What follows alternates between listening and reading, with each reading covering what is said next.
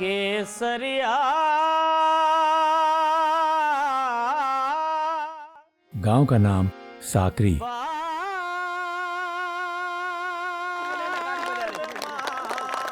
लगता है कोई मेला गांव में आया है। हम रवाना हो रहे हैं। किवाड़ बंद हैं, जानवर तैयार हैं।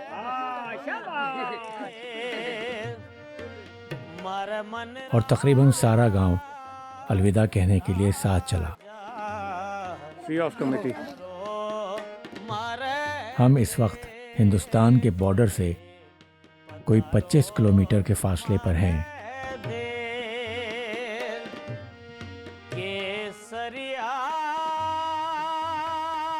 फिर ये लोग वापस पलटते गए और वो ही बचे जिन्हें जाना था। मुझे मिलाकर कुल 8 आदमी। ये कोहली फैमिली है। बूढ़ा है बोझा, इसकी घरवाली राधा, साथ में 2 छोटे बच्चे। पूना इन 30 गायों को बैराजी इलाके लेकर जा रहा है।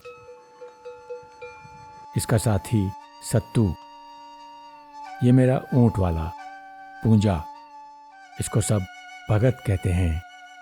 पूना, सत्तू और भगत जात के मेघवाड़ हैं। और ये शख्स दलीप, जात का भील, मेरा गाइड। इस सफ़र को मुमकिन करने में इसका बुनियादी किरदार है। थर में हिंदुओं की तीनों दलित जातें इस कारवान में हैं। हम जा रहे हैं सिंध के नहरी इलाके, जहां माल मवेशियों के लिए चारा मौजूद है और खेत मजदूरी की मांग भी। और मैं इनके साथ इस सफ़र को फिल्म बंद करने। थर में ये सफ़र कोई अनोखा नहीं। हर साल हज़ारों ख़ानदान इससे गुजरते हैं। जिस साल कहत हो तो ज़्यादा लोग जाते हैं, और अगर कहत ना हो तब भी लोग जाते हैं। लेकिन मेरा इनके साथ चलना और वीडियो बनाना यकीनन पहली बार है। मुझे बिल्कुल यकीन नहीं कि मैं ये सफ़र मुकम्मल कर पाऊंगा। 2 किलोमीटर बाद पहले लिंक रोड पर अलविदाई पार्टी के आखिरी चंद लोग वापस पलट गए। अब हम सहरा के सुपुर्द हैं।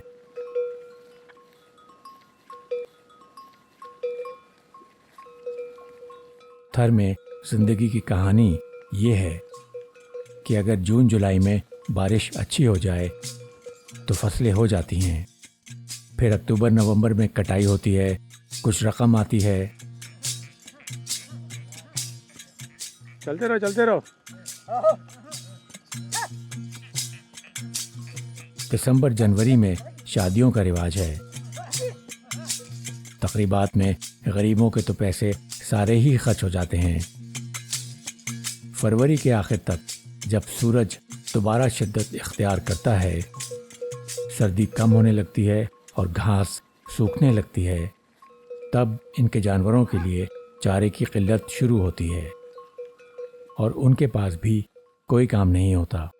उस वक्त यहाँ के गरीब लोग सिंध के नहरी इलाकों की तरफ जाने के बारे में सोचते हैं। सदियों से ये रिवाज चला आया है। जनूबी सिंध में ये गंदम की कटाई का वक्त होता है। खेत मजदूरी की मांग होती है। ये लोग वहाँ पहुँच जाते हैं, खुद मजदूरी करते हैं और जानवरों को भी चारा मिल जाता है। लेकिन जिस साल बारिश और फसल अच्छी ना हो तो ये लोग अगस्त सितंबर में ही चले जाते हैं गन्ने की कटाई पर। जहाँ लोग सदियों से रहते आए हैं, वहाँ जिंदा रहने के गुर भी सदियों पुराने हैं। अमूमन 100, 200, कुछ तो 300 किलोमीटर पैदल चलकर जाते हैं, पूरे के पूरे खानदान। यहाँ जब सहरा में गर्मी बढ़ेगी और तेज हवा चलेगी तो पेट में क्या डालेंगे। इंसान किसी और की तकलीफ को उस वक्त तक महसूस नहीं करता जब तक खुद उससे ना गुजरे। आज हम गांव लूनियो सम्मा से थोड़ा पहले पड़ाव करेंगे। अभी साकरी से निकले सिर्फ चंद घंटे हुए हैं।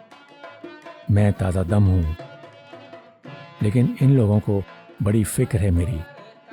हर थोड़ी देर बाद पूछते हैं, आप थके तो नहीं? इनका ख्याल है कि जल्द मैं थक कर ऊंट पर सवार हो जाऊंगा। इस ऊंट पर मेरा सामान है, जिसमें सबसे भारी चीज पानी है। अगर मैंने रास्ते में कुएं का पानी पिया जो ये लोग पीते हैं तो जरूर बीमार पड़ जाऊंगा।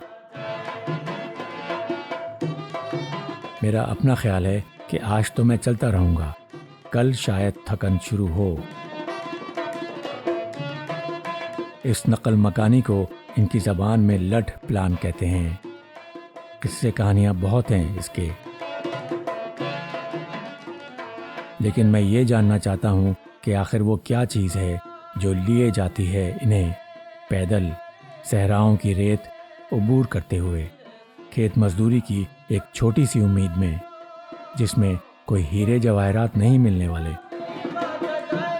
जिंदगी गुजारने के आसान तरीके भी तो होंगे।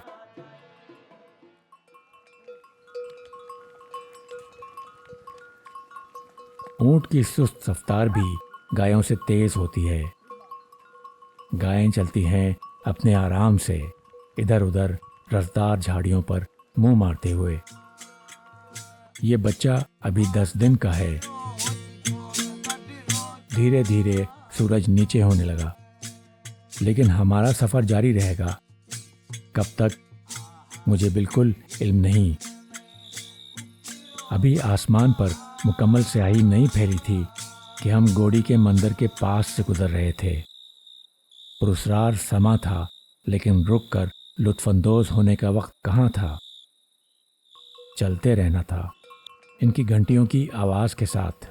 बाकी हर तरफ खामोशी थी, मगर एक आवाज थी जो गूंजती थी, मेरे अपने दिल के धड़कने की आवाज। और उसको भी हरगिज अभी रुकने की इजाजत नहीं थी। कुछ देर बाद मैंने घड़ी देखी, रात के 10 बजे थे। हम मुस्तकिल 6 घंटों से चल रहे थे। मैं हैरान था कि जिंदगी में आज तक बगैर रुके नहीं चला था।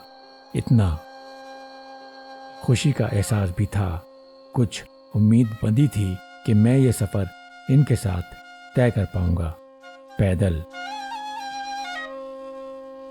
मजीद घंटे गुजरते गए। फिर आगे टीले की टॉप के करीब ऊंट को बैठते देखा। आज रात हम यहाँ पड़ाव करेंगे। रात के 11:30 बज रहे थे। हम थकन से चूर थे। ठंड बढ़ चुकी थी। पहले चाय बनाई गई, फिर उस रात हमने प्याज से रोटी खाई। लेकिन नींद मेरी आंखों से मीलों दूर थी। एक अनजान बियाबान और पहले 8 घंटे पैदल चलने का जोश। चंद घंटों बाद चिड़ियां चहचहाने लगीं।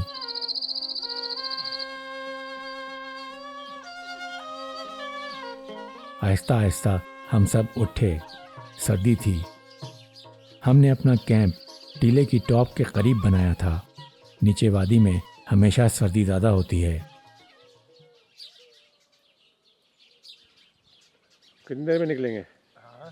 कितनी देर में निकलेंगे? 10 मिनट में? 1 घंटे बाद निकलेंगे। 1 घंटे बाद? अच्छा, और गाय उठाना बस। गाय उठेगी भी निकलेंगे? ये तमाम लोग बुनियादी तौर पर मजदूरी करते हैं। छोटे मोटे खेत भी हैं इनके, जिनमें कुछ दाने उग आते हैं अगर बारिशें अच्छी हो जाएं। बाकी इसके अलावा ट्रक पट्टों में हिम्मत के सिवा इनके पास कुछ और नहीं। आहिस्ता आहिस्ता गायों ने उठना शुरू किया। कुछ को गुड़ देकर स्टार्ट किया गया। और ऊंट साहब का नाश्ता, वो तो सबसे ज़्यादा ज़रूरी था। फिर सफ़र का सामान बांधा गया। जब रवाना हुए तो 9 बजे थे। करीबी गांव की बकरियां आज़ाद घूमती हैं। थर में इनकी चोरी का कोई रिवाज नहीं।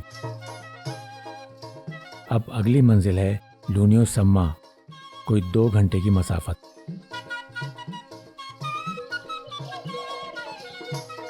मेहरबानी भाईजान, मेहरबानी आपकी बड़ी बड़ी। किस बात की? कल से ये लोग बहुत मशकूर हैं मेरे। बार बार यही शुक्रिया सुनने को मिल रहा है। उस मिस्कीनी की अलामत है जो इनका मुक़द्दर रही है, लेकिन अब कोफ्त का बाइस बन रहा है। हम सब इंसान हैं, फ़र्क सिर्फ मुक़द्दर की परख में है।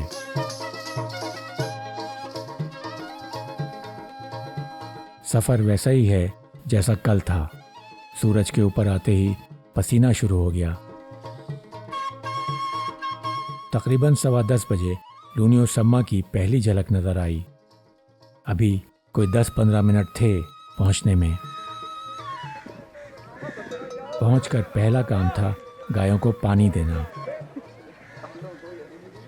कल साकरी से यहाँ तक हमने कोई 25 किलोमीटर तय किए हैं। कुछ अपनी कमर भी खोली। कुछ देर बाद ये शख्स आया मेरे पास, मोहम्मद सिद्दीक जुनेजो। कहने लगा, मैं गाना गाता हूँ और चाहता हूँ कि आप मुझे वीडियो पर रिकॉर्ड करें। चुनाचे हम इस चौरे में आ गए।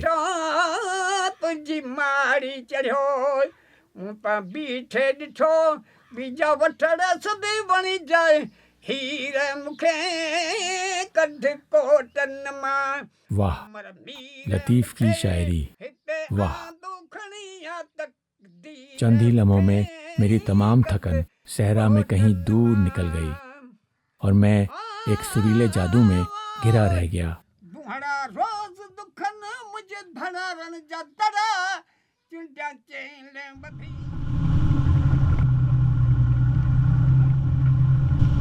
इसके बाद हमारी इस मुहिम में क्या हुआ, देखिए दूसरे हिस्से में।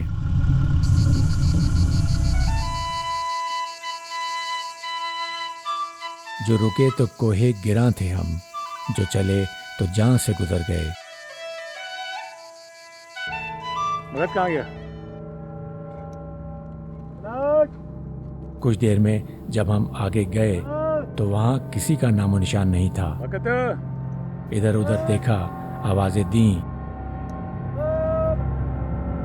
कोई नामो निशान नहीं था। हम खो चुके थे।